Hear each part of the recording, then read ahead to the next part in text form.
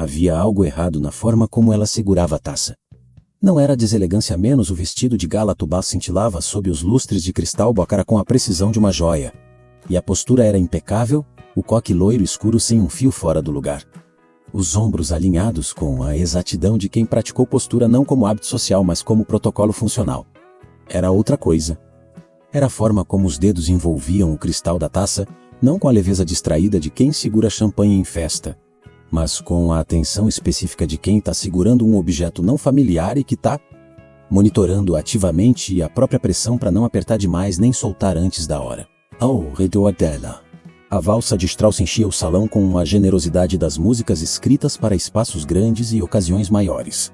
Centenas de convidados em vestidos de alta costura e smoking circulavam com a fluidez das pessoas que cresceram aprendendo como se mover naquele tipo de ambiente, os cumprimentos calculados, o riso no volume certo, a arte de estar presente sem estar disponível demais. Ela estava parada na primeira fila da pista de dança como uma figura num flow que não havia sido planejado para incluí-la. E então as portas do salão abriram.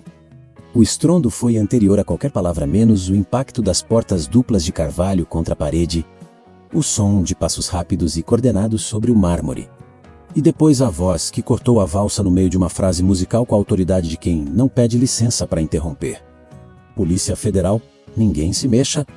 No palco, um homem com taça erguida para o brinde que nunca chegaria ficou absolutamente imóvel, não por obediência ao comando, mas pelo tipo de paralisia que acontece quando o corpo processa uma informação que a mente ainda está recusando. O bronzeado artificial do rosto foi abandonando a cor de forma gradual, como tinta diluída em água muito devagar. O sorriso havia congelado no rosto com a qualidade estranha das expressões que ficam depois que o sentimento que as produzia já foi embora. Os olhos dele varreram o salão. Encontraram ela não tinha ódio no rosto. Tinha a expressão de alguém verificando se uma equação bateu menos a confirmação tranquila de uma conta que foi feita corretamente. A voz que ela havia sussurrado para si mesma mais cedo naquela noite, baixa e sem inflexão. Como quem lê um extrato bancário em voz alta apenas para confirmar os números, os ativos líquidos haviam sido desviados via fundo de investimento em direitos creditórios não padronizado. O código SWIFT da conta no exterior terminava em XG77, o pendrive estava no sutiã. Ela havia contabilizado cada centavo. Mas para entender como uma funcionária da sala de correspondências chega àquele salão com aquele vestido e aquele pendrive, precisamos voltar ao subterrâneo.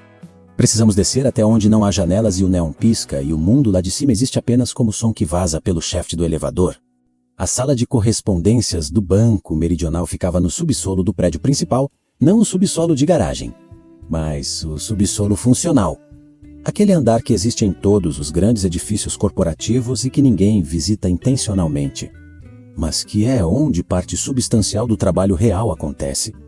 Iluminação de neon que havia sido instalada numa reforma de 15 anos atrás e que piscava levemente desde as 7.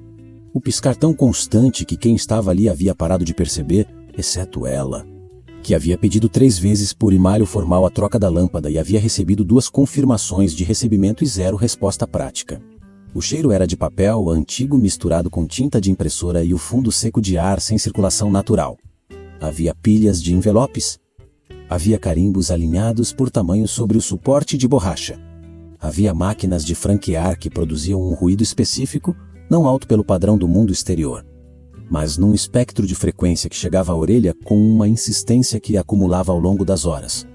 Havia uma caixa de protetores auriculares de espuma laranja ao lado da gaveta dos clipes, porque ela havia aprendido, com o tempo, que aquela era a forma de fazer o trabalho funcionar.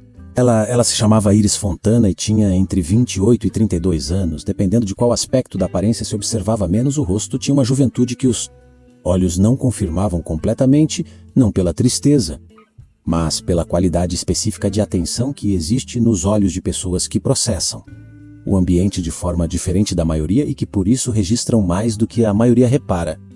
A pele muito clara raramente via sol direto, o trajeto era casa. Metrô, subsolo, metrô. Casa, com variações que não incluíam exposição solar significativa. O cabelo loiro escuro estava preso no coque com a precisão de quem não deixa margem para variável menos cada grampo no lugar exato.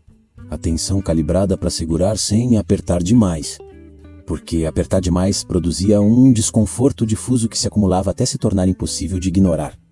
O uniforme cinza de poliéster era largo por projeto. Ela havia solicitado ao Ará, por e-mail formal com 3 parágrafos de justificativa técnica, a substituição do tecido por algodão ou qualquer fibra natural, explicando que o poliéster em contato prolongado com a pele produzia uma estimulação sensorial que interferia com a concentração. O e-mail havia sido respondido com um link para a página de benefícios do plano de saúde corporativo. Ela havia encontrado os protetores auriculares de espuma laranja numa loja de ferramentas. Eles custavam R$ 3,80 o par. As pilhas de documentos na mesa de Iris eram geometricamente perfeitas. Não porque ela havia sido treinada para isso, porque havia uma satisfação funcional na ordem que outras formas de organização não produziam. E porque documentos empilhados com precisão eram mais fáceis de recuperar quando necessário. O que era a razão prática que ela oferecia quando alguém comentava sobre as pilhas? Que raramente acontecia porque ninguém descia ao subsolo sem motivo específico. Ela trabalhava sozinha.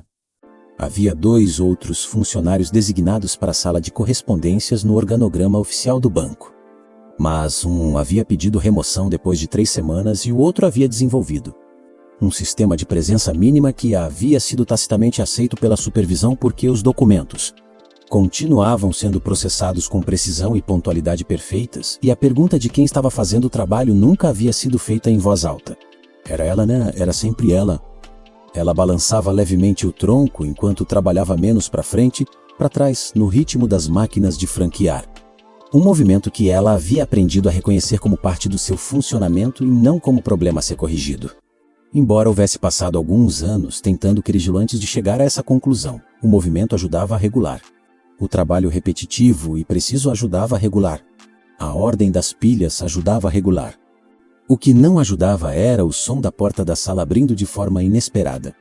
As 3 secretárias executivas da diretoria tinham entre 25 e 28 anos e compartilhavam o tipo de confiança específica de pessoas que descobriram cedo que existem hierarquias implícitas nos ambientes corporativos e que decidiram partir no lado vantajoso delas. Desciam ao subsolo ocasionalmente, não para trabalho, para o tipo de interação que não tem nome formal mas que todos os ambientes de trabalho conhecem. Aquela que flerta com o assédio sem nunca cruzar a linha que a tornaria documentável. Elas sabiam sobre o Asperger. Não de forma oficial, Iris não havia divulgado o diagnóstico em nenhum documento de Arhat porque havia aprendido, antes de entrar naquele banco, que certas informações criam certas percepções que criam certas carreiras que terminam antes de começar. Mas havia algo no comportamento de Iris que era legível para quem prestava atenção do jeito errado. E as 3 secretárias haviam prestado atenção do jeito errado. A máquina de franquear tinha um controle de volume que normalmente ficava na posição 2, suficiente para o trabalho, dentro do tolerável com os protetores auriculares. Quando uma das secretárias passou o controle para a posição máxima, o som que saiu não era apenas mais alto. Era uma frequência que atravessava a espuma laranja dos protetores de uma forma que a posição 2 não atravessava. E o efeito nos ombros de Iris foi imediato e visível. Uma tensão que subiu pela coluna e chegou ao pescoço antes que ela tivesse tempo de processar a causa, ela se encolheu. As 3 riram com o som específico de quem esperava exatamente aquela resposta.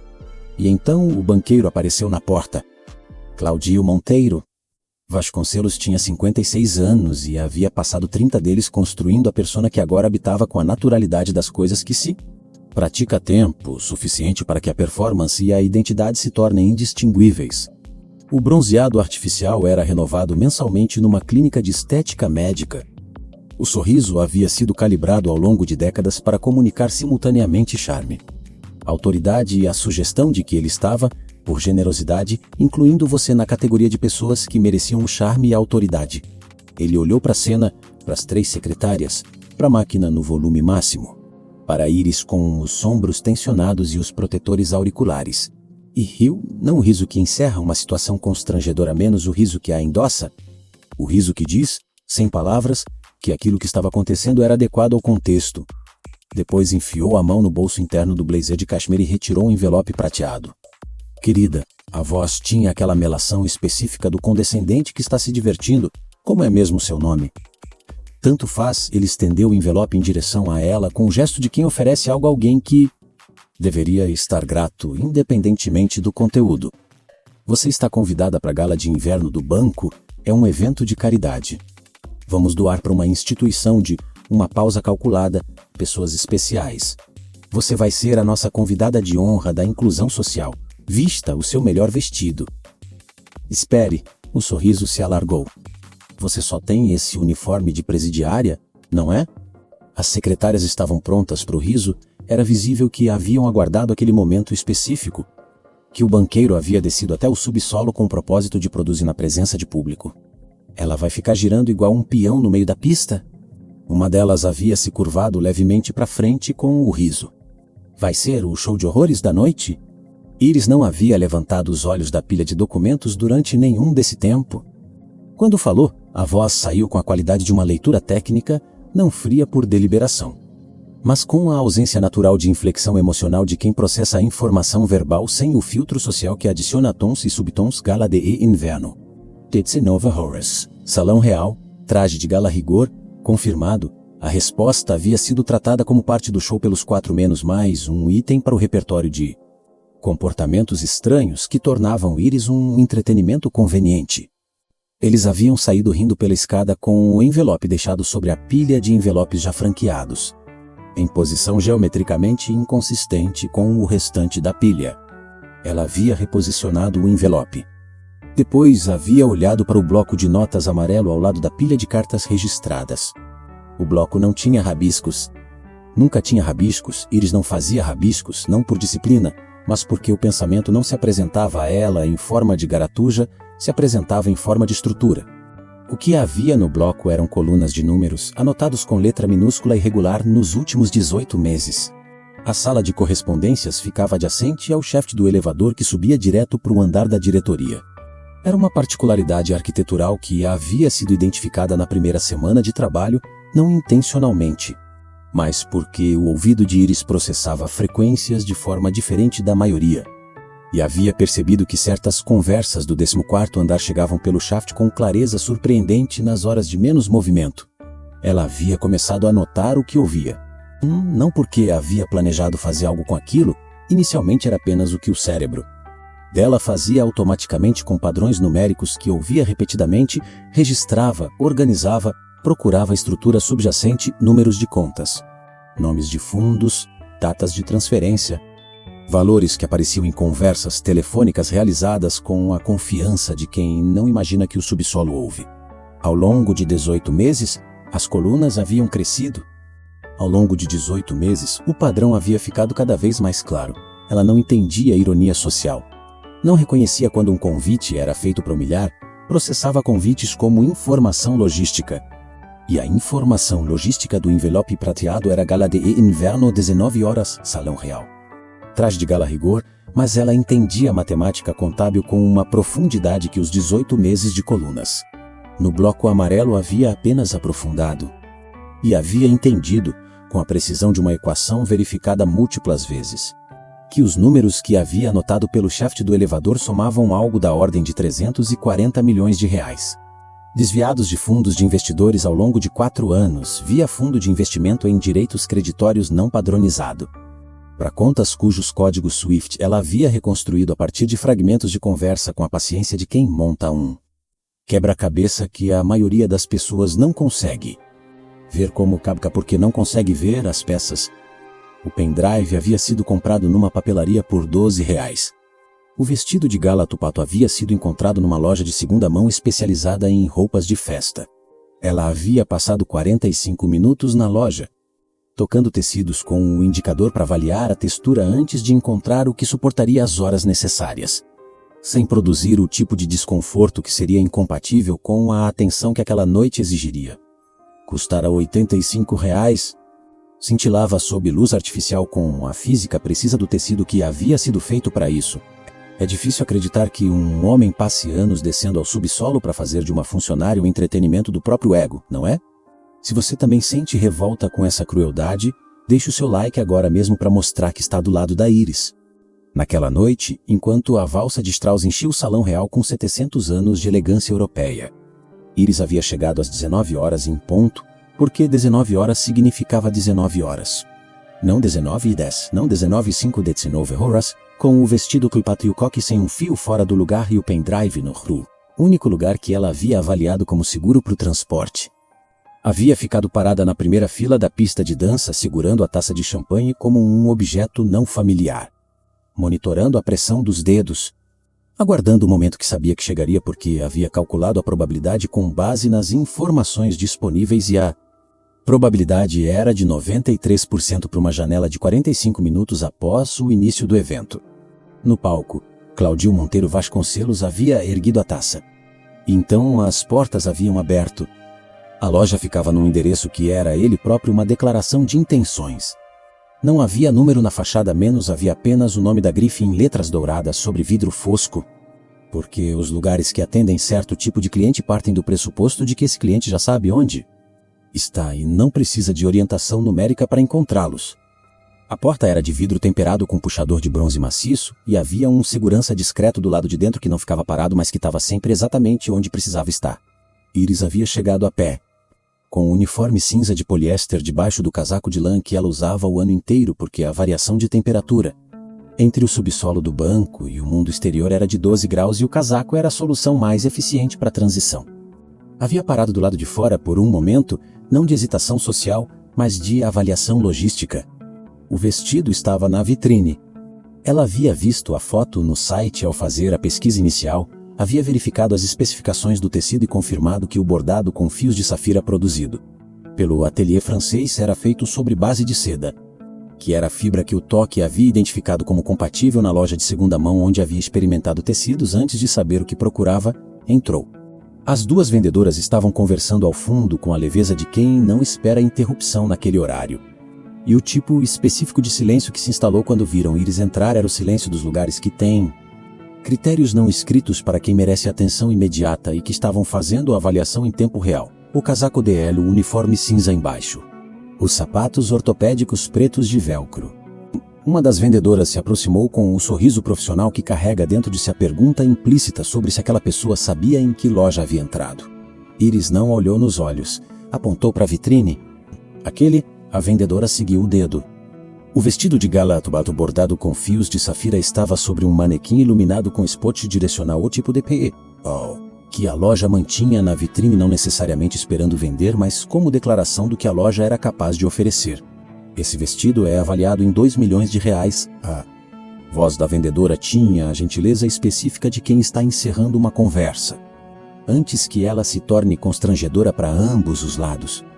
Talvez a senhora prefira ver outras opções. Que Iris colocou o cartão sobre o balcão, não com drama, com o gesto funcional de quem está completando uma transação que havia planejado completar antes de entrar no estabelecimento.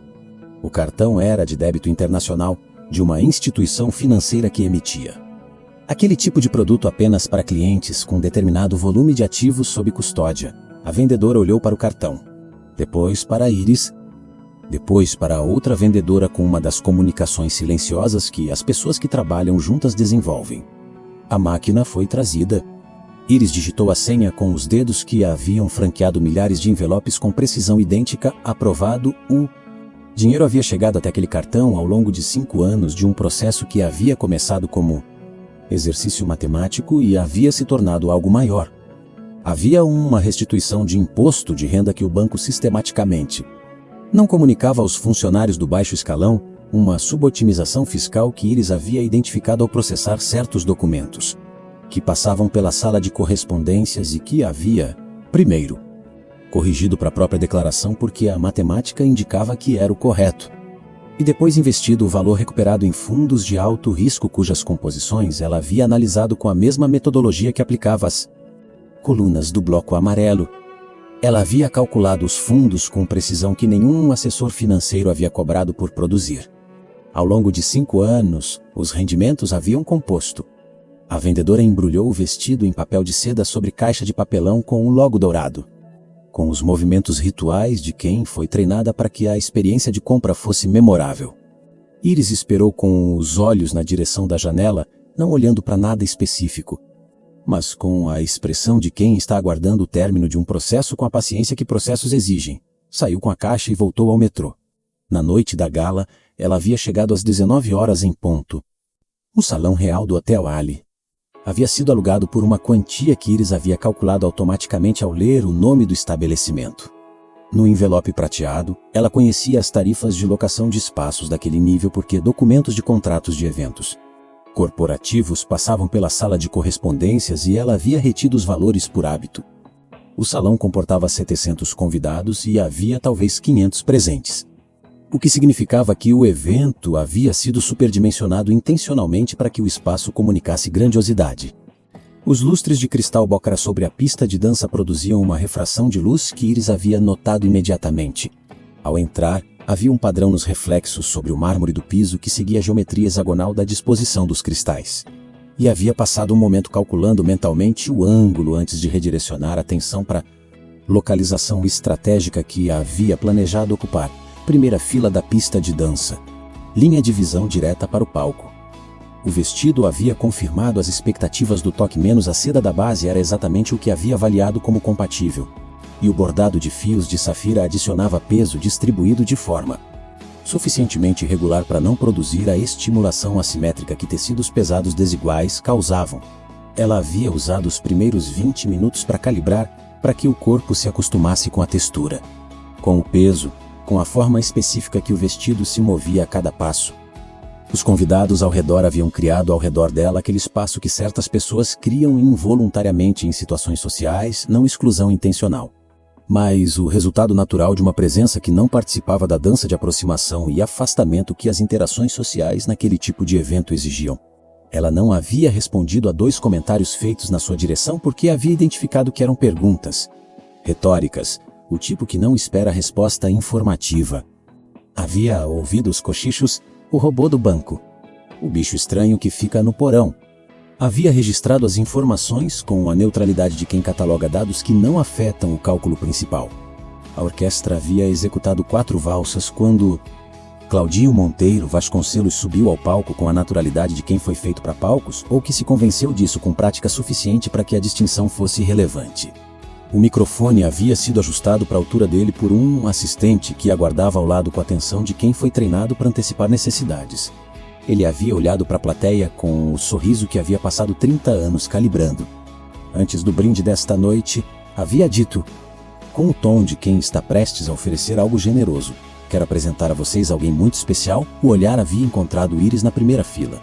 Nossa querida HMM, uma pausa com um sorrisinho. Funcionária da triagem de papel. Venha ao palco, querida. Havia um protocolo implícito nessas situações. Iris havia lido sobre ele em um artigo de psicologia organizacional, que havia encontrado numa busca sobre dinâmicas de poder em ambientes corporativos. Quando alguém com autoridade hierárquica convida um subordinado ao palco em contexto de evento público, a recusa produz consequências que interferem com objetivos de longo prazo. Ela havia calculado a probabilidade e subido ao palco. As luzes dos spots direcionais eram mais intensas do que havia estimado. Havia um ajuste necessário. Ela havia olhado levemente para baixo para reduzir o input luminoso até o sistema se adaptar. Senhoras e senhores, a voz de Claudio no microfone havia preenchido o salão com a generosidade de quem distribui entretenimento. Esta é a prova viva de que o banco é inclusivo. Vejam como está deslumbrantemente deslocada. Uma pausa para as risadas que havia calculado viriam e que vieram. Aliás, querida, você sabe dançar valsa? Ou seu cérebro só processa código de barras e carimbos? A plateia havia respondido com o tipo de riso que se produz quando a permissão explícita de uma autoridade, não o riso espontâneo, mas o riso que surge quando alguém com status suficiente sinaliza que aquilo é engraçado. As luzes dos celulares haviam começado a se acender. Ela havia registrado o padrão menos aproximadamente 70% dos celulares visíveis a partir daquele ângulo haviam sido levantados em direção ao palco, gravando. Iris havia olhado para o chão. As mãos ao lado do corpo, levemente crispadas, não de raiva, de regulação. O tronco havia começado o balanço discreto que não era nervosismo nem fraqueza, mas o mecanismo que o sistema nervoso dela havia desenvolvido para manter a coerência quando o input excedia certos parâmetros. Eu não danço. A voz havia saído com a qualidade de sempre, informativa, sem inflexão, sem o tremor que a situação produziria em outra pessoa. Eu calculo. Claudio havia olhado para a plateia com a expressão de quem acabou de receber um presente. Calcular? Havia repetido no microfone, lentamente, para que todos pudessem saborear. Calcula quantas risadas você está nos dando hoje? Havia imitado o balanço do tronco com um movimento exagerado do próprio corpo.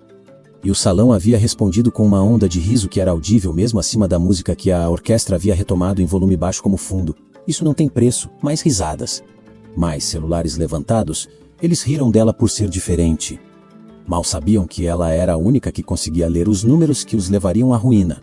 Se você odeia gente que humilha os outros por esporte, deixe o seu like agora mesmo para mostrar que tá do lado da Iris. Iris havia ficado parada no palco pelos 4 segundos adicionais que o protocolo de saída ordenada exigia, menos havia lido que sair imediatamente após uma interação negativa em contexto público criava a narrativa de retirada envergonhada, enquanto uma pausa breve antes da saída era percebida como compostura. Havia descido os 3 degraus do palco com a mesma rigidez de postura com que a havia subido. Havia voltado para a primeira fila da pista de dança. Havia reajustado a pressão dos dedos na taça de champanhe. E havia ficado exatamente onde havia planejado ficar, linha de visão direta para o palco. Posição que a tornaria visível para a câmera principal do evento e para a entrada principal do salão, que era de onde sabia, com 93% de probabilidade calculada com base nas informações disponíveis, que os agentes chegariam. O pendrive estava no sutiã. Os números estavam certos, ela aguardava. O brinde nunca chegou ao fim. A taça estava no ar, o cristal de bacara com as bolhas do Motei. Chandan subindo em fila única com a física precisa do gás liberado em pressão controlada. O braço de Claudio Monteiro Vasconcelos estendido na posição que havia praticado antes do espelho do camarim porque havia aprendido. Sendo que gestos públicos pedem ensaio, quando o som chegou. Não foi o som das portas primeiro. Foi o silêncio antes delas. Há um momento específico que antecede certas interrupções, 1/10 de segundo em que o ambiente registra que algo vai mudar antes que a mudança seja visível. Como se o ar tivesse pressão diferente da que tinha um instante antes. A orquestra havia chegado ao final de uma frase musical e havia um compasso de respiração entre a frase e a próxima. E foi nesse compasso que as portas principais do salão real se abriram. Não se abriram, escancararam.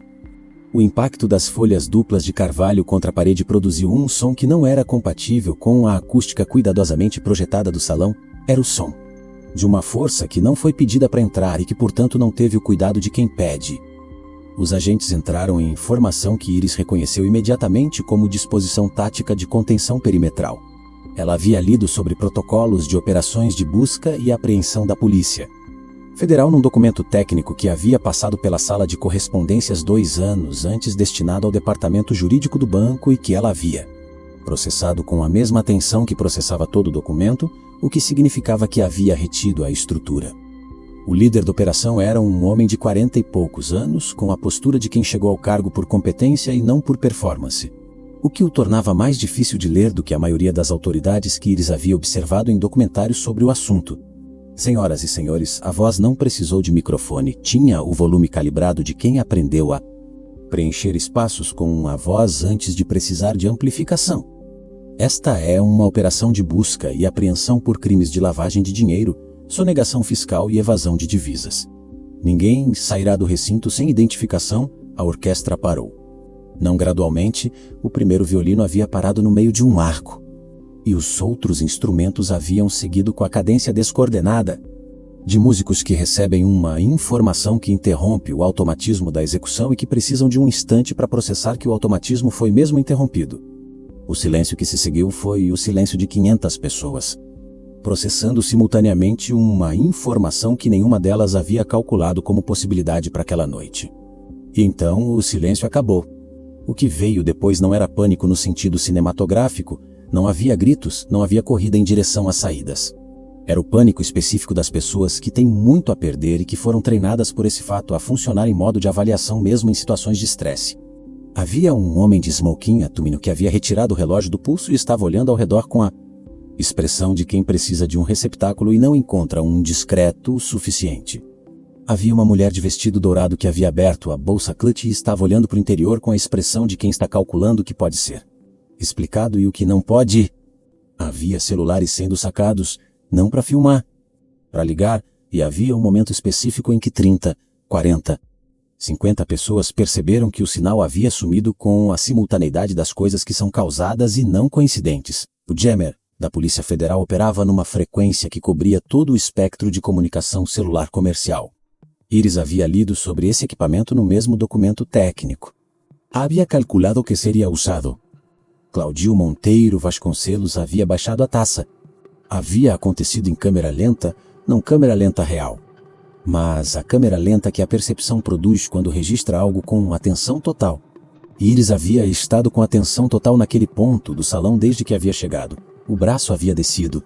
A taça havia encontrado a borda da mesa do palco com um som que foi inaudível no ruído crescente do salão, mas que ela havia registrado visualmente pelo tremor do cristal. E então o banqueiro havia se movido. Não para frente, não para o microfone com a postura de quem tem algo a dizer e autoridade para dizê-lo. Para o lado, para a ala direita do palco, em direção à cortina que separava o espaço de apresentação do corredor de serviço que levava à cozinha. Era um movimento que pretendia ser discreto e que não era, porque discreto exige que o ambiente ao redor não esteja prestando atenção específica em você. E havia agentes da Polícia Federal cuja única função naquela operação era prestar atenção específica nos movimentos de Claudio Monteiro Vasconcelos. Ele havia chegado ao corredor de serviço. Havia atravessado a cozinha com a urgência de quem está improvisando uma rota que havia imaginado em abstrato, mas nunca planejado em detalhe. Passou entre as bancadas de inox com os cozinheiros parados nos lugares onde haviam parado quando os agentes haviam entrado. Passou pela câmara fria, chegou à saída de emergência que dava para o beco lateral do hotel. Os dois agentes do lado de fora haviam esperado. Não haviam impedido a chegada, menos haviam deixado ele chegar até a porta. Até tocar no barra antipânico, até sentir o mecanismo ceder e o ar frio do beco entrar com aquela umidade específica da noite de inverno. Até ter um segundo de sensação de saída antes de encontrar os dois rostos e as duas armas e o posicionamento de quem não está, bloqueando uma passagem por acidente, mas por instrução precisa recebida antes de chegar ali. Vocês não sabem com quem estão falando, a voz havia perdido o microfone. E com ele a ressonância que o tornava autoridade. Saía agora com a qualidade exposta de uma voz que foi sempre amplificada por contexto. E que sem contexto tinha menos volume do que havia parecido. Eu construí este país? Isso é um absurdo. Nenhum dos dois agentes havia respondido, havia algemado. Havia redirecionado.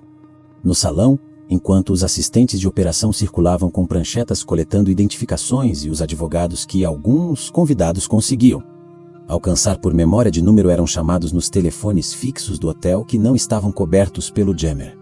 Havia uma figura que se movia de forma diferente de todo o resto, não corria. Não estava parada, caminhava. Havia algo na forma como Iris atravessava o salão que era visualmente incompatível, como entorno, não porque fosse lenta ou rápida demais, mas porque havia uma linearidade no trajeto que contrastava com os movimentos irregulares e emocionalmente determinados de todos os outros corpos no espaço. Ela desviava dos convidados em pânico com a antecipação de quem calcula trajetórias um passo antes de executar o próprio movimento. Não havia impacto. Não havia hesitação, havia apenas o trajeto previsto sendo executado dentro dos parâmetros calculados.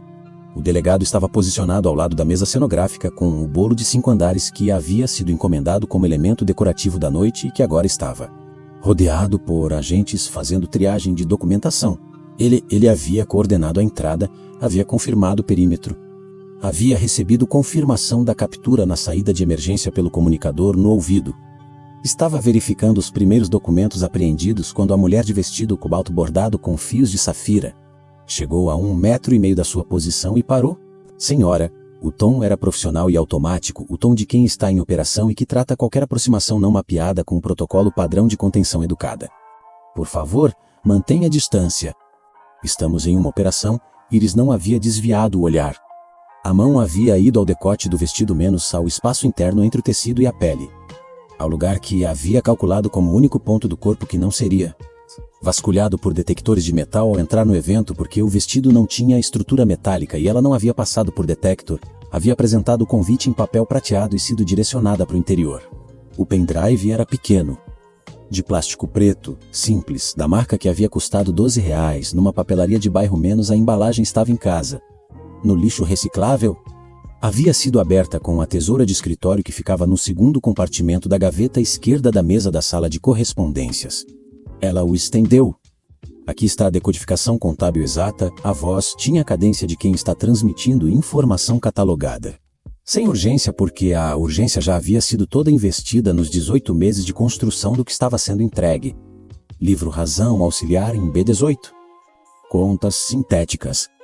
Ativo circulante X3, passivo oculto V9, cada termo saiu com a precisão de quem conhece não apenas os nomes, mas a estrutura que os nomes descrevem.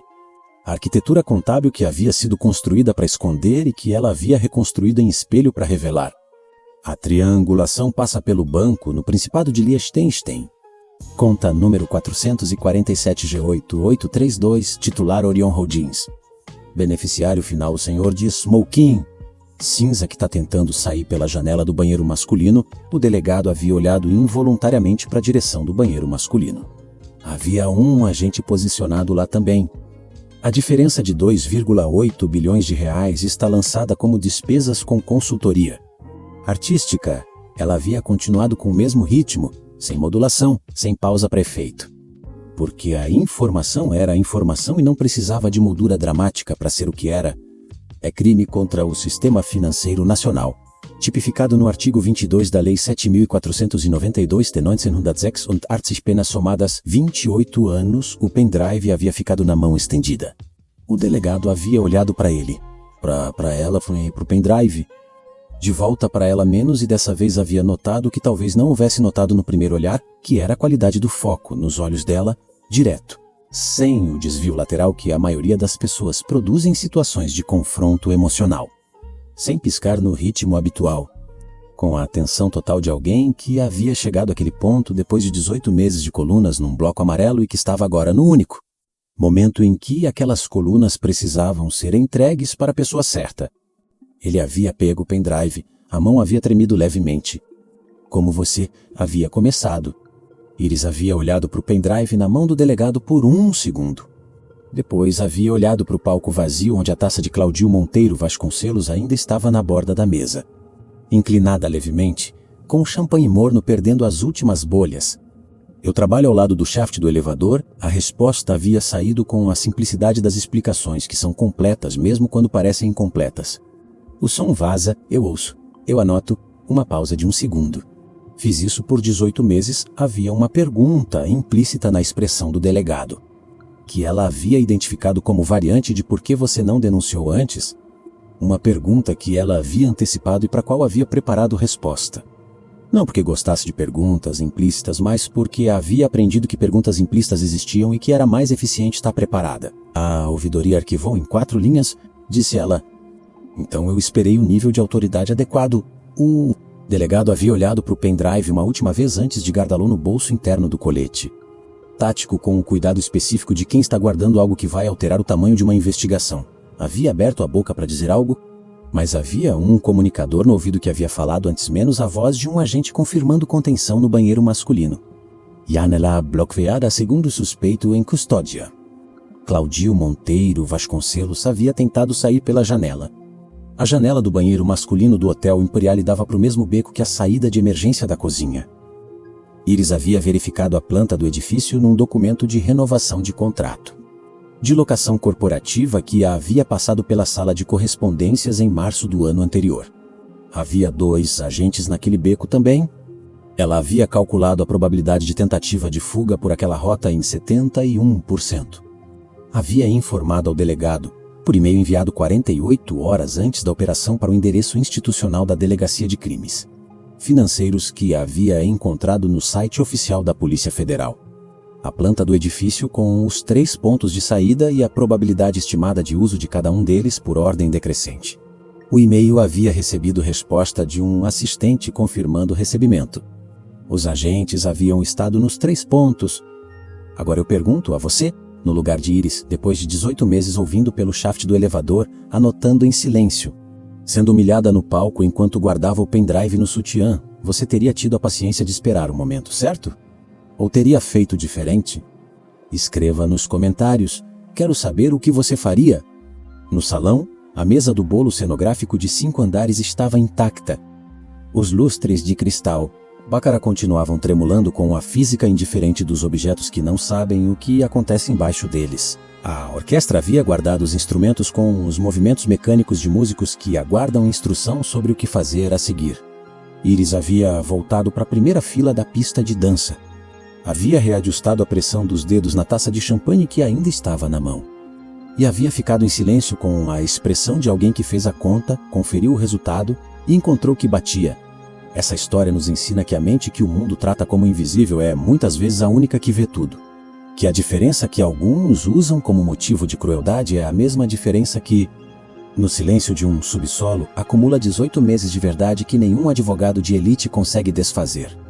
Se você gosta de histórias que tocam o coração e fazem pensar, inscreva-se no canal e ative o sininho para fazer parte da nossa família. O conhecimento é a única coisa que não dá para penhorar. Até a próxima história. Para entender o que estava no pendrive, precisamos entrar dentro da mente que o construiu. Não metaforicamente.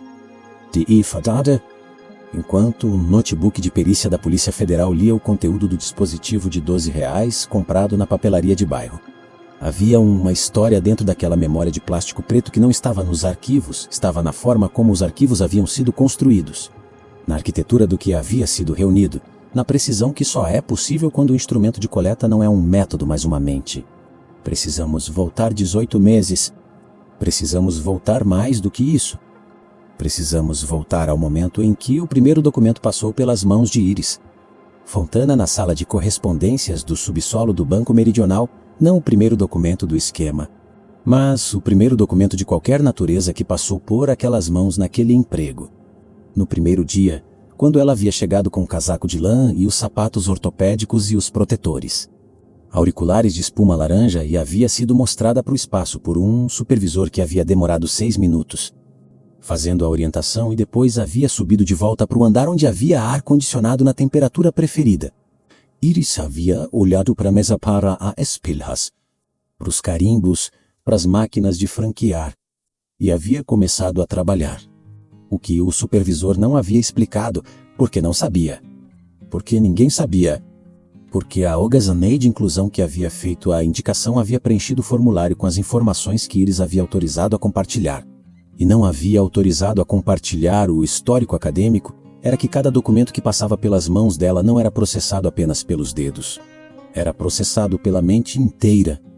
Memória idética é um termo que a neurociência usa com cuidado porque há muita mitologia ao redor do que significa menos, mas o que significa. No caso específico de Iris, era que um número de conta visto uma vez numa tela estava disponível para recuperação semanas. Depois, com a mesma fidelidade que havia sido registrado, sem degradação, sem a distorção gradual que a memória humana convencional produz ao longo do tempo, não era esforço. Era simplesmente o que acontecia quando ela lia algo, e ela lia tudo o que passava pela sala de correspondências. Não por curiosidade, por funcionamento. A mente dela não tinha o filtro de relevância que a maioria das pessoas desenvolve para gerenciar o volume de informação disponível no mundo. Tudo que entrava era processado com a mesma atenção. Números de conta de transferências interbancárias, valores de TEDs corporativos, nomes de pessoas jurídicas beneficiárias que apareciam em documentos diferentes com frequência estatisticamente improvável para empresas de consultoria, que não tinham presença verificável em nenhum diretório público. O reconhecimento de padrões havia começado no 3º mês, não havia sido uma conclusão, havia sido uma observação. O mesmo conjunto de siglas de empresa aparecia em documentos de naturezas diferentes numa frequência que a distribuição aleatória não explicava. Ela havia começado a anotar no bloco amarelo não porque havia decidido investigar, mas porque anotar era o que o cérebro dela fazia com padrões que não havia terminado de mapear. Ao longo de 1 ano e meio, o mapa havia ficado completo. E paralelamente, não como plano, como consequência natural de ter o mapa menos, ela havia começado a enviar. O servidor na Deep Web havia sido configurado numa tarde de domingo usando instruções de um fórum de segurança computacional que ela havia lido durante uma semana antes de implementar. Não era hacking, era roteamento anônimo de informação usando infraestrutura que existia e que qualquer pessoa com conhecimento para colar poderia usar. Ela havia estudado física computacional na USP por 4 anos antes do doutorado se tornar incompatível com o ambiente, não com o conteúdo. Nunca com o conteúdo, mas com a pressão social de corredores de departamento e defesas de projeto e a expectativa implícita de que uma pessoa com que de 178 performasse também os rituais de sociabilidade acadêmica que aqui de 178 não incluía automaticamente. Havia pedido desligamento do programa de doutorado num mail de 2 parágrafos diretos. Havia encontrado o anúncio da vaga pelo site da órgão governamental no sábado de manhã. A descrição era trabalho repetitivo, ambiente controlado sem necessidade de interação social frequente. Havia aplicado no mesmo dia. O banco a havia contratado sem saber que estava contratando a mente mais precisa que havia entrado por aquela porta em décadas e sem saber que a combinação específica de memória idética, reconhecimento, hiperdesenvolvido de padrões numéricos e um shaft de elevador com isolamento acústico insuficiente era a única combinação que poderia desmontar o esquema que havia sido construído com a confiança de quem acredita que a invisibilidade de certos funcionários é proteção suficiente. O remetente Artemis havia enviado o primeiro e-mail, fragmentado para a Receita Federal 6 meses antes da gala de inverno. Havia sido recebido por um Wittersco que havia levado 3 dias para entender que o fragmento contábil que havia chegado, anonimamente via endereço criptografado, correspondia exatamente a uma lacuna que a investigação em curso havia identificado, mas não conseguido preencher. A criptografia contábil do esquema havia sido construída com sofisticação suficiente para que os modelos de análise padrão não encontrassem a estrutura subjacente. Artis havia encontrado. Havia enviado mais fragmentos ao longo de 6 meses, cada um no momento certo, na sequência que tornava o anterior compreensível à luz do seguinte: não era despejo de informação, era pedagogia.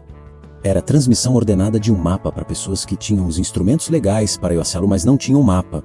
O delegado havia revelado isso a Claudio Monteiro Vasconcelos no corredor entre o salão e a saída do hotel, não como interrogatório, como informação. O tipo de informação que se oferece a um suspeito quando a investigação está suficientemente fechada para que saber não mude nada, mas quando há um valor humano em que a pessoa entenda completamente o que aconteceu. O banqueiro havia ouvido sobre Artemis, havia ouvido sobre os 6 meses de e-mails, havia ouvido que a Receita Federal havia tentado identificar o remetente por 3 meses e havia chegado ao servidor da Deep Web e havia parado ali porque o servidor era um terminal e não uma origem. Havia olhado para Iris, a mulher que havia imitado na frente de 500 convidados milionários, a funcionária da triagem de papel, o bicho estranho do porão, a convidada de honra da inclusão social que estava deslumbrantemente deslocada e que o cérebro só processava código de barras e carimbos. Havia algo no processo de ver alguém pela primeira vez depois de tê-lo visto errado por muito tempo. Uma reorganização que é física antes de ser cognitiva. Como quando um olho ajusta o foco e a imagem que estava borrada assume de repente a nitidez que sempre tinha, mas que o instrumento não estava calibrado para receber. Você? A voz havia saído sem o microfone, sem os 30 anos de calibração, com a qualidade crua de quem está falando antes de poder controlar o que fala. Você não entende de nada, e então, com o desespero específico de quem está tentando encontrar uma saída numa parede lisa, você é uma retardada. Como conseguiu? Iris havia olhado para a taça de champanhe, não para ele. Raul, cuido, as polhas menores agora. O gás se dissipando com a física inexorável dos sistemas que perdem pressão quando o ambiente muda, a cor levemente mais escura que o champanhe fica quando a temperatura sobe acima do ideal. Ela havia observado o líquido por um momento com a atenção de alguém avaliando uma solução química. Depois havia olhado para ele. Pela primeira vez desde a chegada ao salão, havia contato visual direto, não o desvio lateral que era o padrão. Não a direção calculada que era o protocolo, mas o encontro direto de 2 pares de olhos onde um par estava com foco total e o outro estava tentando encontrar algo para se segurar. Eu não entendo de piadas, a voz havia saído com a qualidade de sempre, informativa, sem inflexão, sem modulação emocional. Mas havia algo naquela qualidade que naquele momento específico era mais preciso do que qualquer inflexão teria sido. Nem de ironia, mas eu entendo de números que não mentem, uma pausa de exatamente a duração necessária para que as palavras seguintes tivessem espaço próprio. O senhor mentiu. Os números contaram a verdade. É uma equação simples. Os agentes haviam continuado o movimento de condução. Claudio Monteiro Vasconcelos havia sido levado pelo corredor com as algemas e o smoking cinza e o bronzeado artificial. E os 30 anos de persona que havia construído para ocupar um tipo específico de espaço no mundo e que agora era apenas a roupa de alguém sendo conduzido para fora de um salão de hotel por agentes federais enquanto os lustres de cristal Bocara continuavam tremulando acima. Iris havia ficado onde estava. Havia olhado para a taça uma última vez. Havia colocado o champanhe intocado sobre a mesa mais próxima com o gesto funcional de quem deposita um objeto que cumpriu sua função de ser carregado e que não tem outra função para cumprir naquele momento. E havia ficado parada no salão que estava sendo esvaziado com a lentidão dos processos burocráticos que não tem pressa porque a pressa já passou menos agentes. Coletando documentos, convidados sendo liberados após identificação. A mesa do bolo de 5 andares intacta no centro da pista de dança, onde ninguém havia dançado na segunda metade da noite. O vestido de gala turco ainda cintilava sob os lustres. Ela balançava levemente o tronco. Para frente, para trás, o ritmo de sempre. O ritmo que regulava. O ritmo que havia estado presente em cada madrugada de coluna no bloco amarelo. Em cada e-mail enviado pelo servidor anônimo. Em cada fragmento de verdade construído com a paciência de uma mente que não conhecia atalhos, porque não precisava deles, precisava apenas de tempo e de padrões e de um shaft de elevador com isolamento acústico insuficiente. A equação havia fechado. O camburão estava estacionado na entrada principal do hotel e para ali com a FOA, deliberação dos veículos que não precisam pedir desculpas pelo espaço que ocupam, havia jornalistas. Não os jornalistas que haviam sido convidados para cobrir o evento social, menos aqueles haviam chegado com passes de imprensa para a gala de inverno. Com o interesse específico de quem cobre o tipo de notícia onde os nomes são conhecidos e as roupas são caras e o conteúdo é a superfície brilhante das coisas. Os jornalistas que estavam agora na calçada haviam chegado com outro tipo de aviso, o tipo que circula nas redações quando uma fonte dentro de uma operação sinaliza que algo de tamanho incomum está acontecendo num endereço específico naquela noite. Havia câmeras, havia microfones estendidos. Havia o tipo de luz branca e intensa que as câmeras de televisão produzem e que transforma qualquer rosto em material para o jornal da manhã seguinte. Claudio Monteiro Vasconcelos havia saído pela porta principal entre 2 agentes.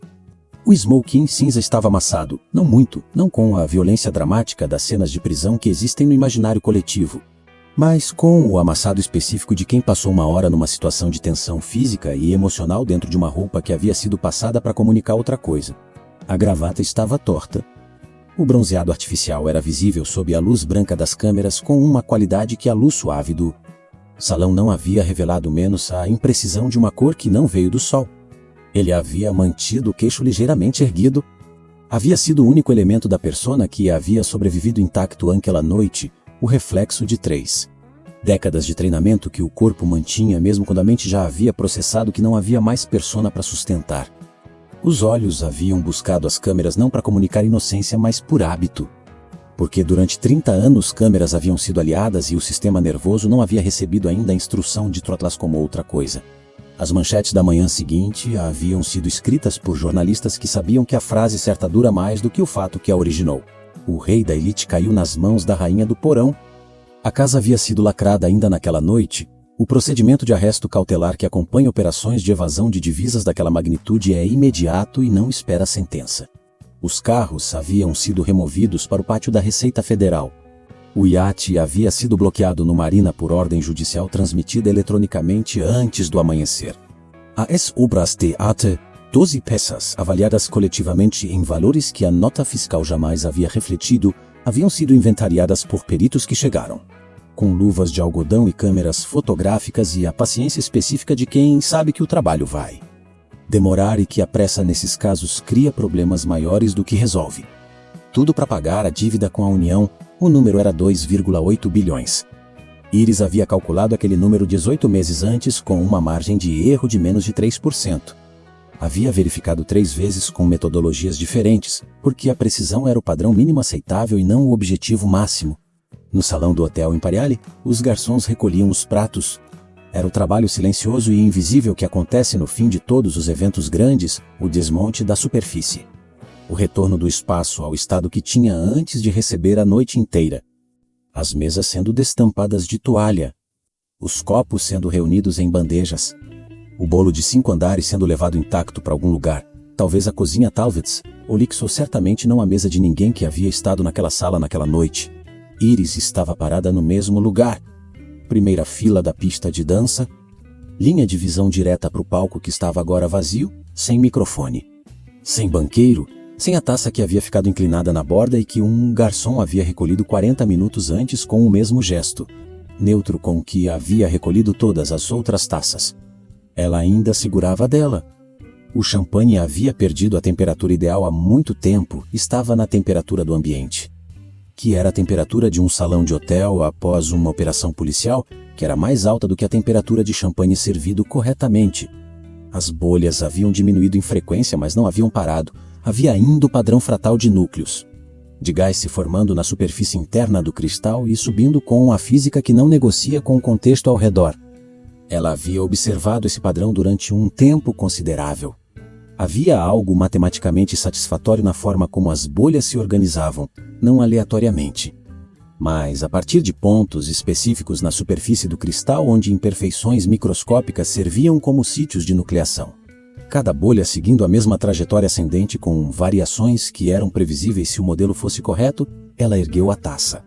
Não havia ninguém para brindar.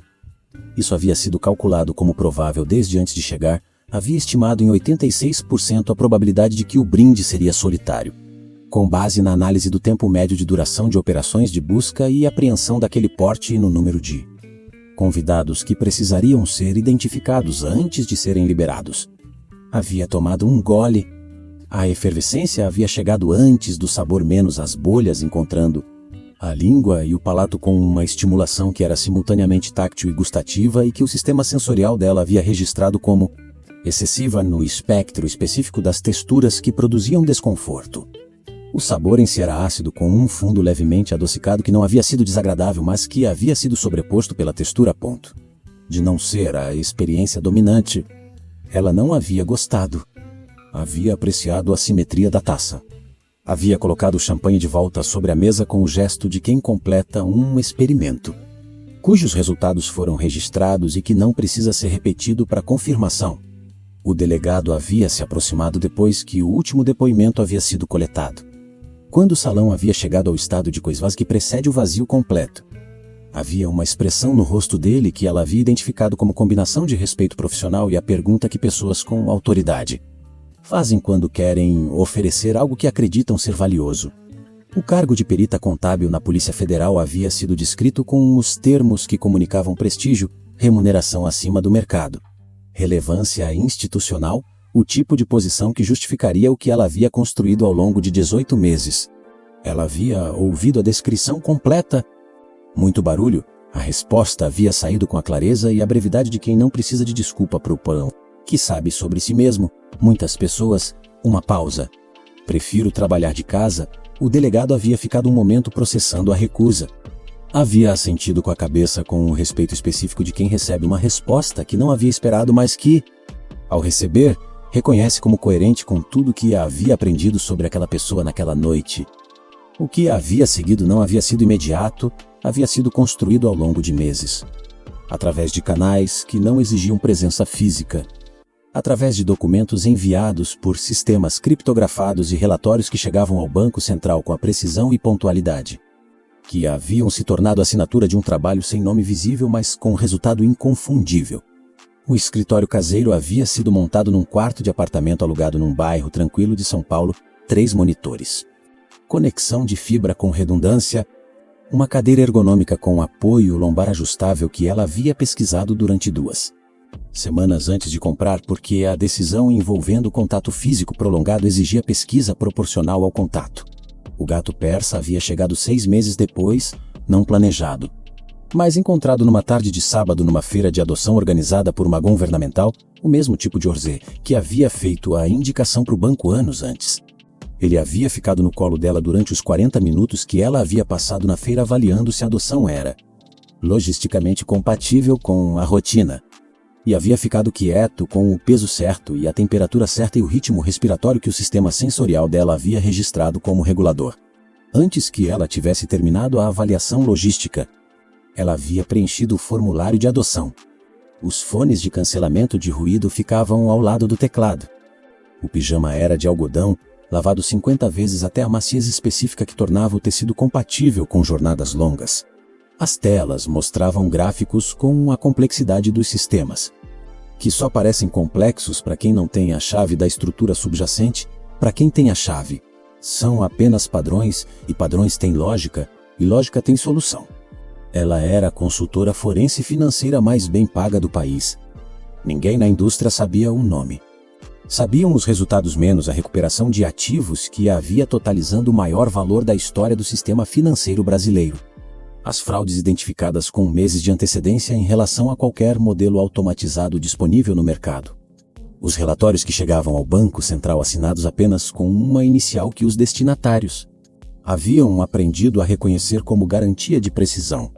O vestido estava emoldurado.